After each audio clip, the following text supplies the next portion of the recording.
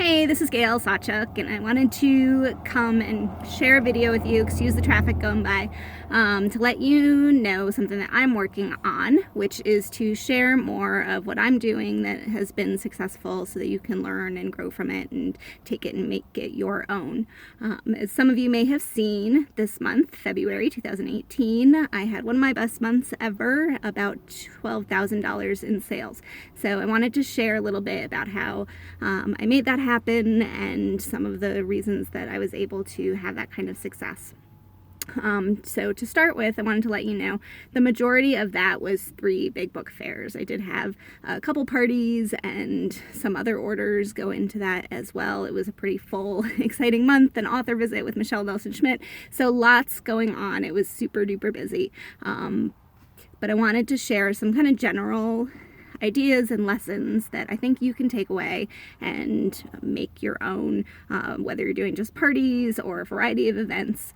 And the number one piece of it is to have a goal in mind and a plan.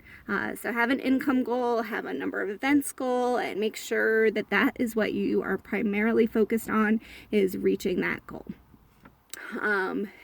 Was kind of doing a little bit of math. So if you wanted to earn as much money as I did this month, you could have $2,400 parties. You could have $2,000 preschool events and 15 $400 parties. So there's lots of other ways that you can put it together. Cards for a Cause is a great way to have big sales and make some good money. The second point is persistence.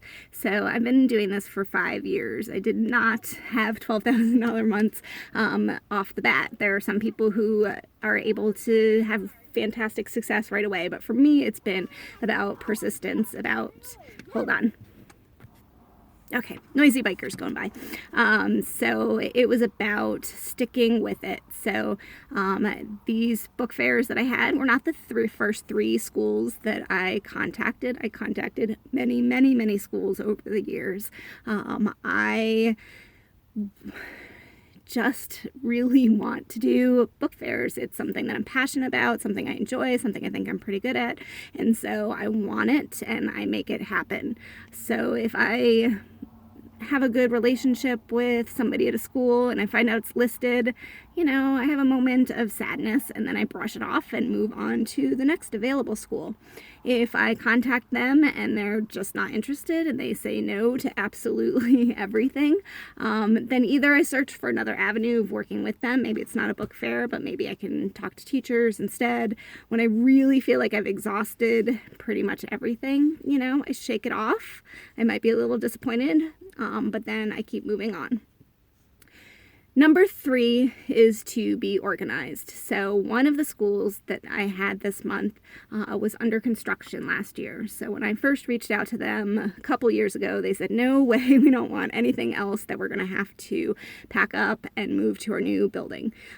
So I made a note to contact them this year. I actually ran into somebody who let me know that the construction was done. It would be a good time to reach out, that there was a new librarian in there. So there was a little bit of connection and relationship with somebody, as well as keeping it on my back burner to reach out to them again. Another one had a new librarian, so when I first reached out to her, she said, oh goodness, I'm not doing anything this first year except getting everything organized and ready to go, but contact me next year. And I made a note and I did it, and we booked a book fair.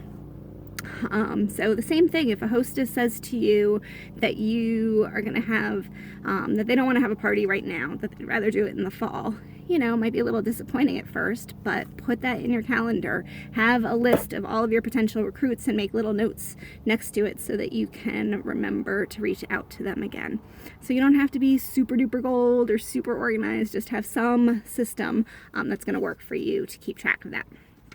The fourth thing is relationships, not just relationships with customers and librarians and preschool directors, which are all super important, but the relationships that you have and build with other Usborne consultants can be huge. So share with them your ideas, get together and build relationships, offer to give books if you have them and they need them, because it will come back to you, I promise you. one order that I had and one of the book fairs were for people who had moved or left the company, and passed those on to me. They didn't get any benefit. We're not on the same, downline team, but they knew that I had experience and was able to handle it, and that we'd had a good relationship and friendship, and so they thought of me.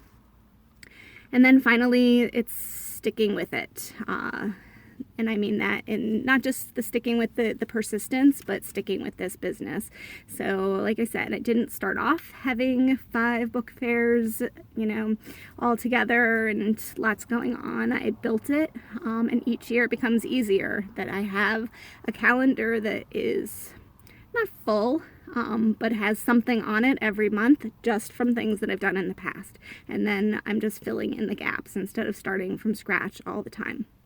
So it definitely gets easier.